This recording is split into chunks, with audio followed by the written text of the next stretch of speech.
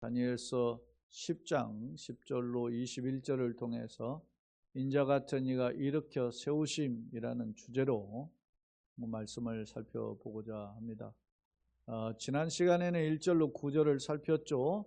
그때 인자 같은 이, 특히 5절에 본 한 사람이라고 소개되어 있는데, 그 한 사람은 세마포 옷을 입었다, 그리고 허리에는 우바스 순금띠를 둘렀다라는 특징에 대해서, 세마포를 입은 천사의 모습도 성경에 있고 또 세마포를 입은 그 메시아의 모습도 있어서 이에 대해서 두 가지 설이 있는데, 그래도 메시아에 대한 설이 좀 더 설득력이 있다. 왜 그렇게 표현했어요? 왜냐하면 이어서 이 한 사람으로 표현되어 있었고, 그 한 사람은 또다시 오늘 본문에는 인자 같은 이로 표현되어 그 모습을 보면, 특히 6절 7절에 나타나는 그 인자 같은 이의 형상에 대해서 그 모습을 소개하는데, 그 모습이 또 에스겔이나 요한계시록에서 소개되는 그리스도의 모습과 일치해요. 그래서 그 천사설보다는 메시아에 대한 모습이다, 이러한 해석을 더 비중 있게 다뤘었습니다. 자, 오늘은 이 이제 그 인자 같은 이로 표현되어 있는 한 사람, 그 세마포 옷을 입으신 그 영광의 그 주님이 이제 그 영광의 모습을 보니까 엎드렸잖아요. 혼절했다 하는 것은, 그게 자는 자와 같이 되었다라는 것은 혼절한 거예요. 그러니까 그 영광 앞에 쭉 엎드린, 철저히 엎드린 다니엘의 모습을 보는데, 그 엎드린 그 다니엘을 이제 인자 같은 이가 일으켜 세우신단 말입니다. 한 사람이. 그리고 그분과 이제 다니엘과 대화를 하면서 이제 장차 될 일에 대한 내용을, 환상을 보여줘요. 근데 그 내용은 정확하게 설명을 안 하는데, 다니엘이 그걸 보고 소위 어안이 벙벙한, 그래서 무기력한, 힘이 쭉 빠지고 하는 상황이 나타나요. 근데 그게 도대체 어떤 내용인지는 정확히 설명은 안 하지만 11장 12장에서 설명이 되는데, 맛보기로 이제 현재 바사국이 오고 그 이어서 헬라국이 이어질 것인데, 그들이 이 인자 같은 이의 그 길을 방해한다라고 하는 측면에서 다뤄진다는 거죠.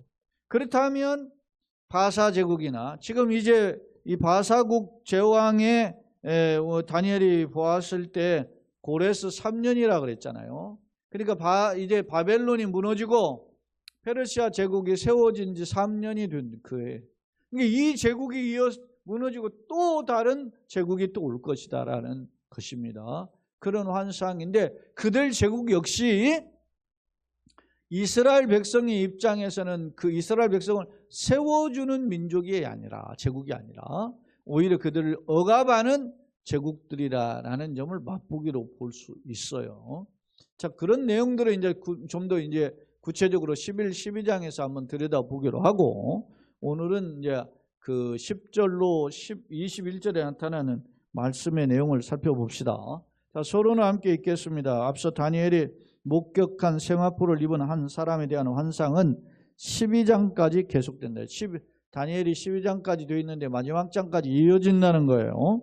자, 그 중에 오늘 10장 10절로 21절인데 본문은 이에 대한 서론격에 해당한다 그럽니다. 자, 주목할 점은 한 사람은 인자 같은 이로, 오늘 본문에 보면 16절에 인자 같은 이로 표현되어 있어요.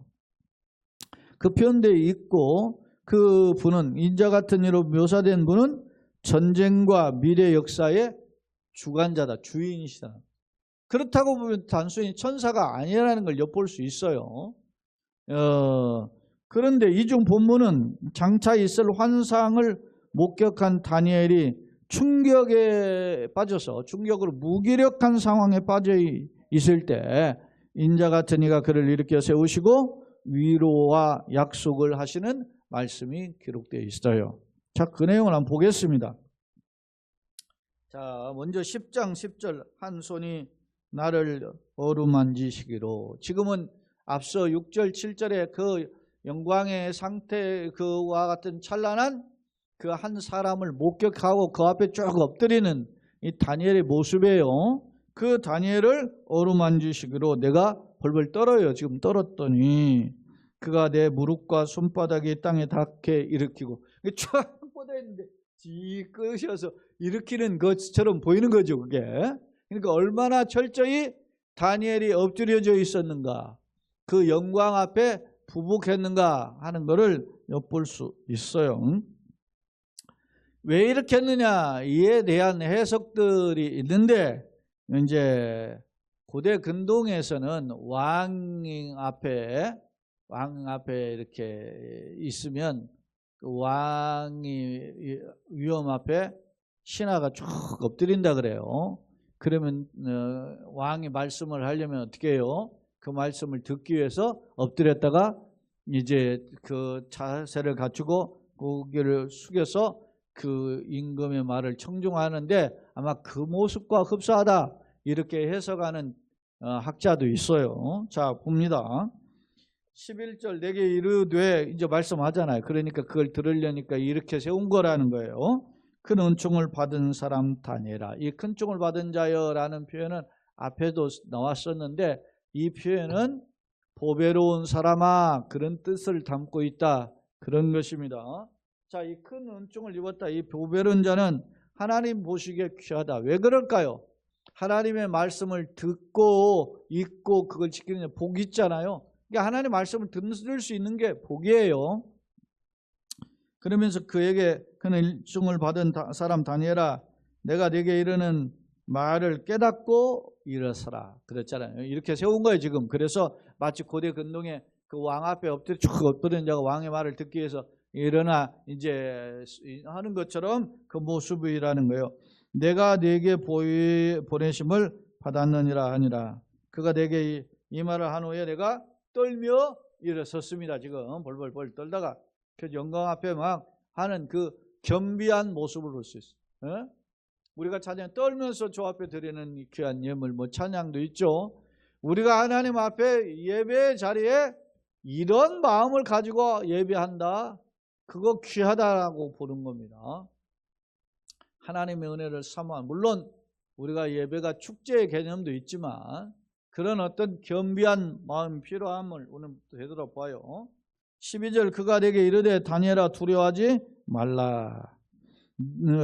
그러면서 네가 깨달으려 하여 내 하나님 앞에 스스로 겸비하여 하기로 결심하던 첫날부터. 그 내가 다니엘이 말이죠. 이걸 하나님의 그 70년이라는 뜻을 알기 위해서 3주 동안 기도하잖아요. 그때 뭐 안 먹습니까? 기름지고 이런 고기 좋은 음식 안 먹었잖아요. 그러면서 겸비한 그 겸손하면서 이 70년이 이게 무슨 뜻인가 뭐 이걸 하려고 하는 그런 모습이 앞서도 있었단 말이에요. 그러한 거 그리고 또 이렇게 지금 문 놓고 하나님 앞에서 기도하는 큰 전쟁에 대한 소식을 알기 위해서 엎드렸던 그러한 이 다니엘이 3주 동안의 그 모습 이러한 것들을 통해서 하나님이 그걸 알고 계셨다는 거죠. 12절에 보면 스스로 겸비하기로 결심하던 첫날부터 내 말이 응답을 받았으므로 내가 네 말로 말미암아 왔다. 네가 기도 시작할 때 3주 동안 다니엘이 그렇게 경건한 모습을 갖추면서 하나님의 은혜를 구했지만 그러나 기도 시작할 때부터 하나님이 인자 같은 일을 보내셨다는 거예요. 그런데 13절 바사 왕국의 군주가 21일 동안 나를 막았다. 그렇게 했어요. 바사 왕국의 군주가 누구냐? 그러면 뭐 고레스나 이렇게 생각할 수 있는데 그게 아니고 이 군주라는 단어에 대한 단어 해석을 학자들이 해요. 근데 이 군주가 보통 왕을 가리키는 단어는 멜렉인데 이 군주라는 단어는 멜렉이라는 단어로 사용하지 않았다라는 거예요. 오히려 이 사르라고 하는 여러분 러시아의 뭐 황제를 차르라고 하잖아요. 이 차르가 이 사르에서 유래된 이런 표현인데, 이 군주가 사르인데 이 히브리어 이 사르는 어떤 의미냐면 통치자, 지배자 그런 뜻이에요. 그러니까 바사 왕국을 전체로 주물르고 있는 그런 어떤 통치자가 있다. 이 말은 눈에 보이는 멜렉 왕보다는 그 바사 왕국을 왕국에서 섬기는 주신을 가리킨다는 거예요. 신들을. 그러니까 바사 왕국을 있는 그 섬기는 우상 신들이 그 누구겠어요? 사탄이지. 사탄이 21일 동안 나를 막았다. 사탄이 하나님의 일을 막아보고자 하는, 바라가는 그런 모습을 대변하는 표현이에요, 이게. 뭐 하루 막는다고 그거 해서 물리치고 오실 수 있죠. 그런데 그만큼 사탄이 발악하는 기간으로 지금 21일 지금 예수님 지금 메시아는 설정을 하고 말씀해요. 막았으므로 내가 바사 왕국의 왕들과 함께 머물러 있더니, 그때 가장 높은 군주 중에 하나가인 이제는 하늘의 군대의 지배자, 군장이에요. 군장, 천사의 군대장 미가엘이 와서 나를 도와줬다. 그러니까 영적 전쟁이 벌어졌다는 거예요, 지금. 지금 앞서 이야기하는 그 주석가들의 해석에 보면 이 바사 왕국의 군주가 누구라고 했어요? 우상이라면 사탄의 앞서 사탄이라면, 사탄이 지금 메시아의 길을 가로막으니까 하나님이 천사장을 보내가지고 미가엘을 보내서 그 사탄을 제거해서 길을 열어주셨다. 그래서 21일 만에 지금 온 거예요. 14절, 이제 내가 마지막 날에 내 백성이 당할 일을 너에게 깨닫게 하냐. 내 백성은 하나님의 백성이죠. 이스라엘 백성이죠. 가깝게는 이스라엘 백성에 당할 일을 깨닫게 하냐. 마지막 날에라고 하는 해석도 두 가지예요. 마지막 날에라는 해석을 어떤 거냐, 이게 환난 날이라고 보는 겁니다. 누가? 지금 사탄이 발악을 하는 그 환난 날에 내 백성이 당할 일을, 그런 거, 그렇게 하는 해석을 두 가지로 해석하는데, 첫째, 예수님이 오시기 전에 유대 민족에게 발악을 하는 사탄의 발악의 날로 해석하는 해석이 하나가 있고, 두 번째는 이 마지막 날을 정말 말세 예수님의 재림 때로 해석하는 경우도 있어요. 근데 지금 이 다니엘서는 주전 지금 500 몇 년입니까? 34년에 있으니까 아직 예수님 오시지 않았잖아요. 그러니까 어떤 학자는 이 예수님 오시기 전에 있었던 유대 민족의 환난 날이다 라고 하는 해석을 하는 견해가 이제 톰슨의 견해인데, 그 해석을 따르면 그러면 그때 예수님 오시기 전에 이스라엘이 유대 민족의 환난을 당한, 외부로부터 환난 당한 날이 큰 날이 언제냐라고 볼 때 그 역사적으로 소급을 해보면 안티오크 에피파네스 4세에 의해서 예루살렘 성의 두 번째 건축이 된 성전에 제우스 신상, 아폴로 신상, 그리고 뭡니까 아데미 신상, 이런 신상을 갖다 놓고 막 돼지대갈밥 갖다 놓고 그렇게 제사하며 혐오하고 유대를 핍박하던 그런 모습이 아닌가라고 하는 해석이 첫 번째가 있고, 마지막 날의 개념을 예수님의 재림으로 연결지어서 해석한다면 이건 뭐겠어요? 적그리스도의 발악이다, 이렇게 해석하는 경우도 있습니다. 어떤 해석이 옳다 말할 수 없지만 뭐 둘 중에 하나의 해석을 어떤 걸로 보면, 저는 이 두 가지 의미가 다 있지만 첫 번째 의미가 더 크지 않나. 왜? 예수님의 지금 초림이 아직 안 됐기 때문에 초림 전의 사건을 예고하지 않나 하는 점이 저는 좀 비중을 더 둬요.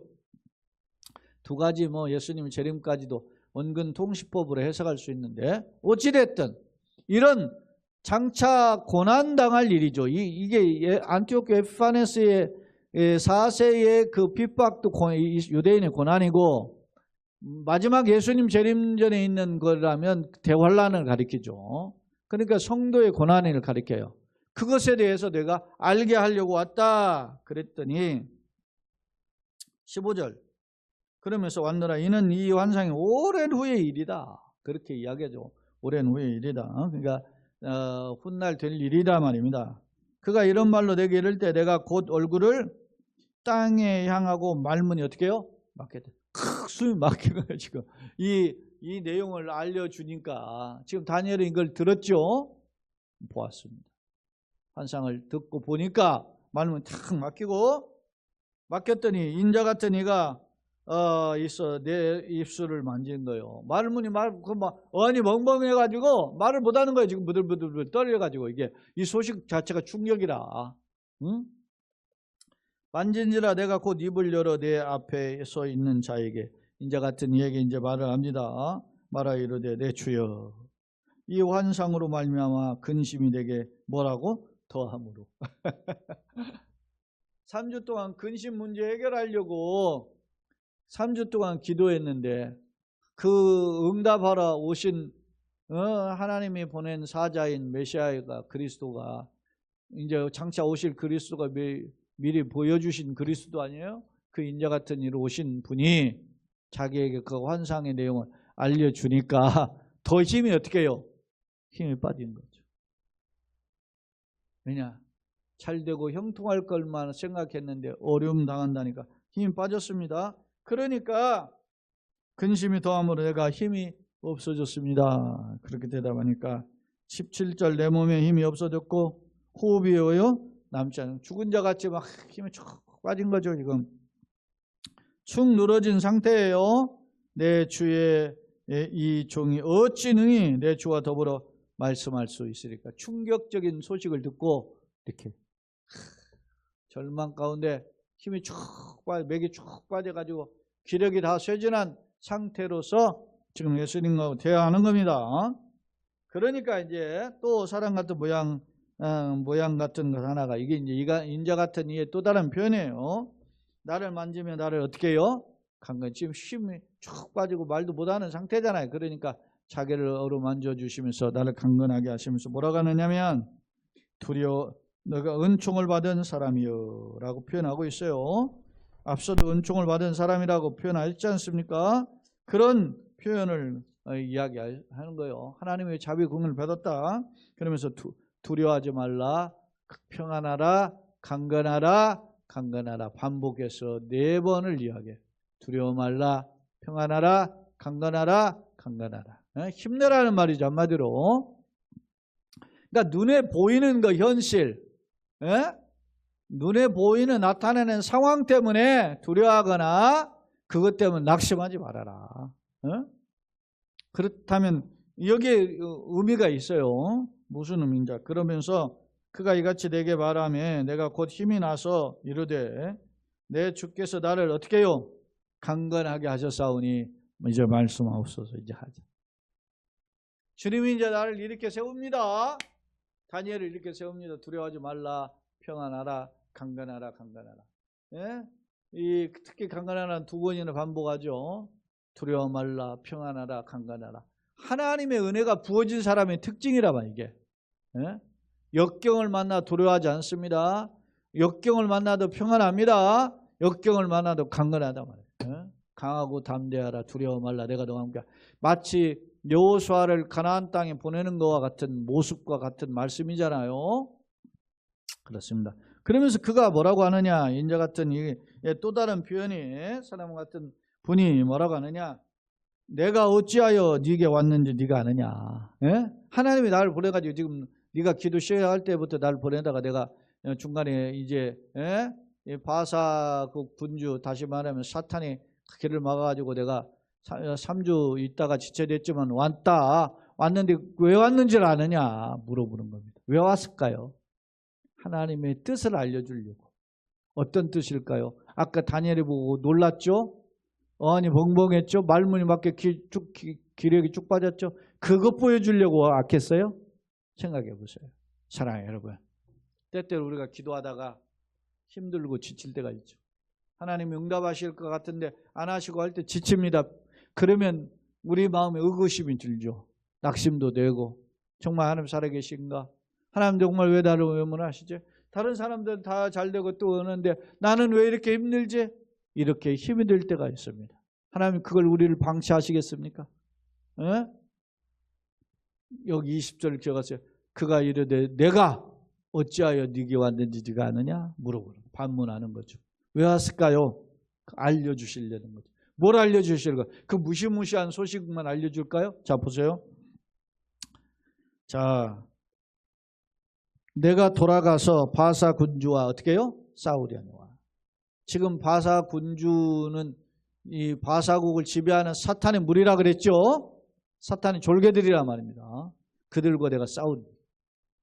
그렇게 내가 한바탕 싸워가지고 너희들을 괴롭히는 이 무리와 내가 싸울 것이다. 그런데 그러면 내가 나간 후에 누가 와요?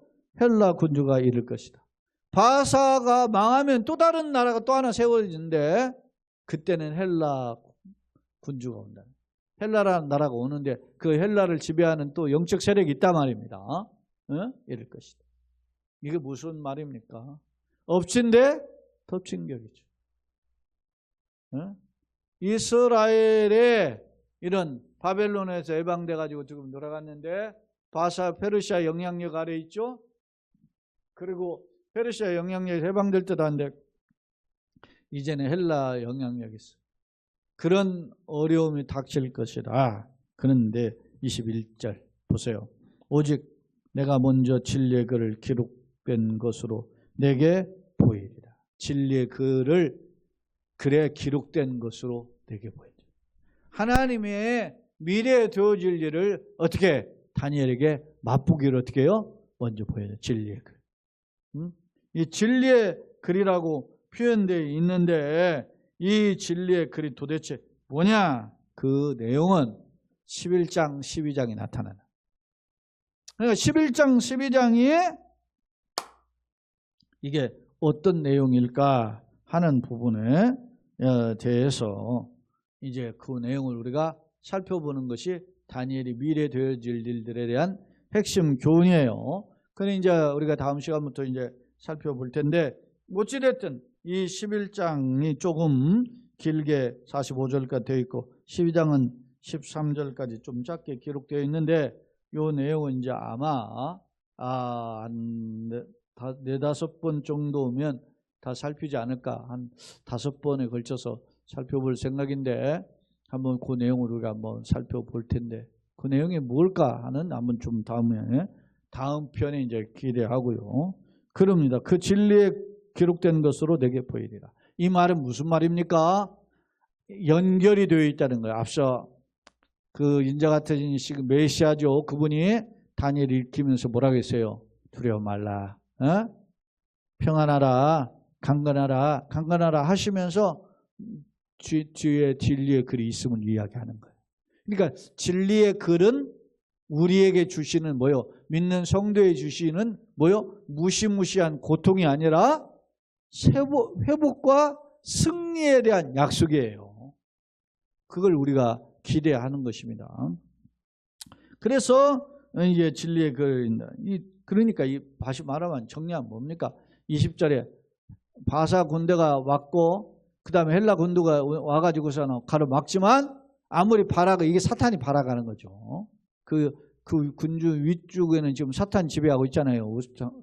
지배하고 있지만 그들이 발악을 하지만 하나님의 계획, 하나님의 섭리하심, 하나님이 이끌어 가시는 일은 방해할 수 없다라고 하는 점을 강조하는 거예요. 그래서 어려운 상황이지만 힘을 내는 까닭이 뭐예요? 우리가 주님을 바라보는 겁니다. 사랑해요. 여러분, 사람을 보고 세상을 보고 만족함이 없어요. 그러나 나의 하나님 그분을 볼 땐 나는 만족합니다. 소망이 생기는 겁니다. 왜요?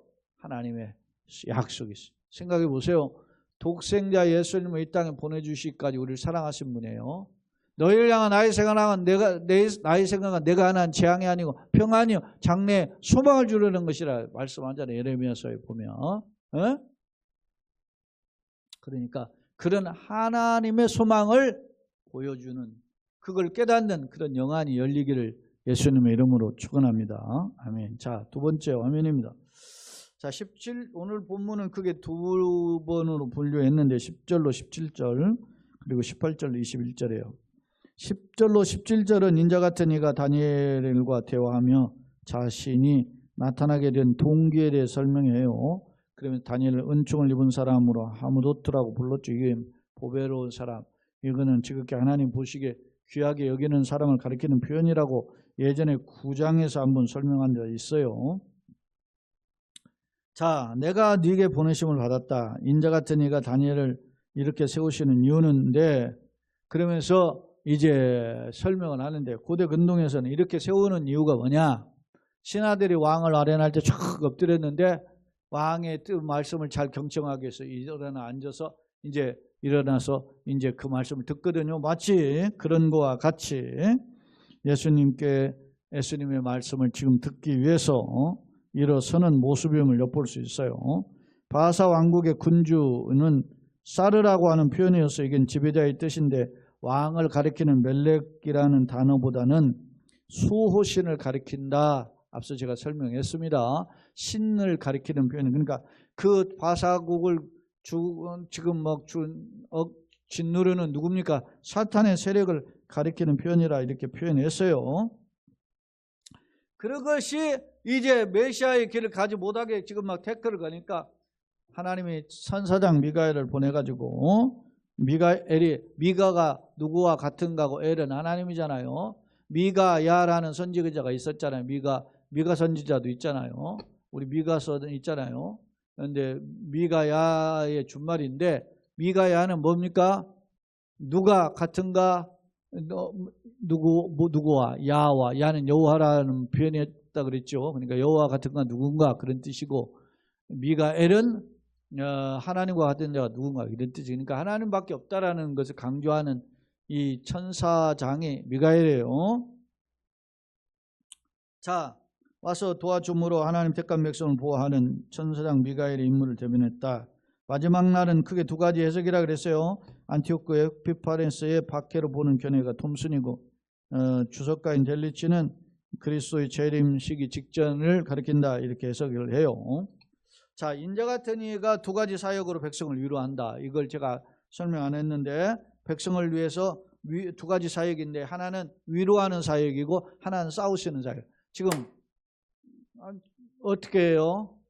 다니엘의 그 소식을 듣고 막 말문이 막히고 벙벙해서 힘이 빠져가지고 있죠. 근데 그를 위로하잖아요. 두려워 말라, 평안하라, 강건하라 위로하시고, 그리고 그 보여주시는 내용이 뭐예요? 이제 바사의 군주, 헬라의 군주가 계속 이어가지고 이스라엘 억압하지만 하나님이 어떻게 해요? 그들을 위해 싸우실 것입니다. 우리가 영적 십자가 군사가 되어서 대장 되신 예수님하고 같이 나아갈 때 승리할 수 있다는 것을 오늘 말씀을 통해서 우리에게 보여주고 있단 말입니다. 그래서 나를 만지시는 특별한 목적으로 위해 손을 대다라는 뜻인데, 그 말은 안수해 주신 거로 만지시고 그렇게 하면서 이렇게 세우시는 그 하나님의 다정다감한 사랑의 표현을 보여줘요. 그렇게 하고 강건하게 하신다, 회복시킨다는 거죠.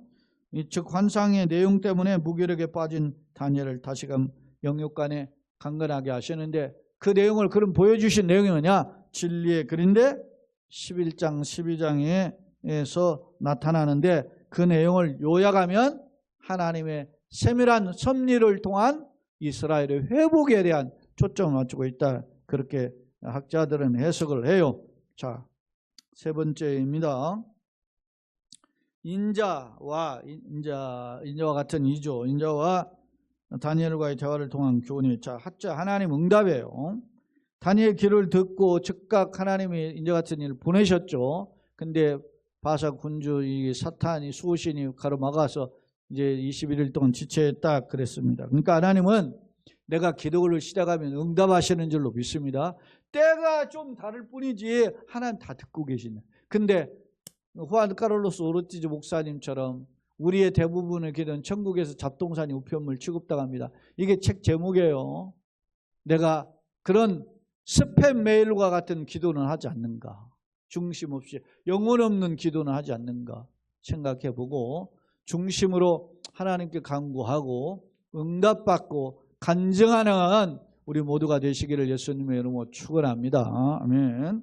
자, 다니엘을 일으키면서 하나님이 어떻게 강건하라 명하시죠. 그리고 그에게 이제 마지막 보이는 게 진리의 글을 보이시는데 그 내용은 우리가 아직 모르지만 11, 12장에 살펴볼 내용입니다. 그 다음에 이제 사탄의 반응은 뭐예요? 바사 군주를 통해서 예수님 길을 막아버리죠. 이제 왜 다니엘을 못 가게 막죠. 또 바사에 누구가 또 올라요? 헨라 군주가 와가지고 또 막아요. 이런 일들을 태클하고 더 힘들게 한다. 예? 사탄이 말이죠. 꼬리를 내리지 않아요. 잠시 동안 예수님하고 40일 금식하여 찾아와가지고서 예수님 힘들 때 말이죠. 태클을 걸잖아요. 세 가지로. 굶주렸을 때 떡 음식으로 태클을 걸고, 예? 그 사람에게 제일 그 유혹이 뭡니까? 권력과 영화예요. 오늘날도 뭐 잡으면 사람이 그 사람이 제정신이 아니에요? 권력 잡으면. 어? 대통령이 되거나 국회의원이 되거나 아니면 목사들 중에서 뭐 노예장 되고 뭐 되면 뭐 눈깔이 안 비야 이게. 어? 지가 뭐 대단한 것처럼 겸손해. 어? 섬기라고 우리에게 섬기라고 돈 주셨어요. 섬기라고 대학 다니고 박사 받게 하셨어요. 섬기라고 목사 시킨 거야. 섬기라고 세상에서 유명한 사람 된 거예요. 건방 떨지 말고. 교회에서 말이죠. 무슨 뭐 좀 유명하고 한다면 뭐 그냥 아무나 그냥 후딱 그냥 돈 있고 뭐하고 한다면 그냥 장로 세우고 뭐 세우고 그러지 마. 그 지가 잘나가지고 되는 줄 알아. 종이 되어 섬기라고. 나의 육신과 나의 재물과 나의 명예와 지식과 그 세상에 주어지는 인기와 권력을 주님의 영광을 위해 사용하기를 원합니다. 겸손. 얼마나 멋있어. 자, 다니엘의 반응은 뭐예요? 환상으로 무기력에 빠졌었죠. 환상으로 절망에 빠졌음을 하나님 예수님과 대화하며 토로하죠. 교훈입니다. 사탄은 끊임없이 우리를 넘어뜨리려고 해요. 어찌 그뿐입니까? 예수님도 태클 거는데 그 대적하지만 하나님은 다니엘의 기도에 응답하시고 그를 일으켜 세우시고 미가엘을 통해 도우시듯 성도의 걸음 세밀하게 간섭해 주시는 분이 하나님입니다. 우리가 그분을 바라보고 그분 손에 붙들리기를 예수님으로 축원합니다. 그런 교회의 가정되기를 예수님의 이름으로 거듭 축원합니다. 아멘. 결론입니다.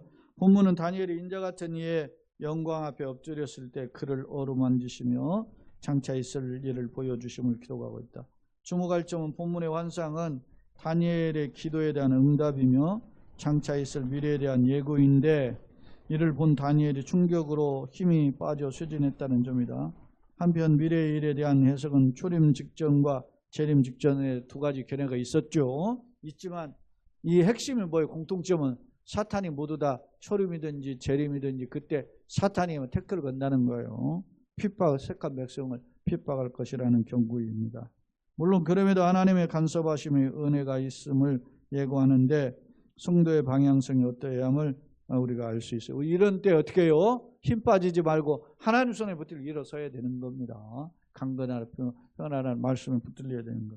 우리가 비록 역경의 시대를 걸어가지만 하나님의 약속 붙잡고 예수님과 동행하면서 승리하는 지혜와 능력을 덧입는 주님의 종들이 다 되시길 예수님의 이름으로 축원합니다. 아멘.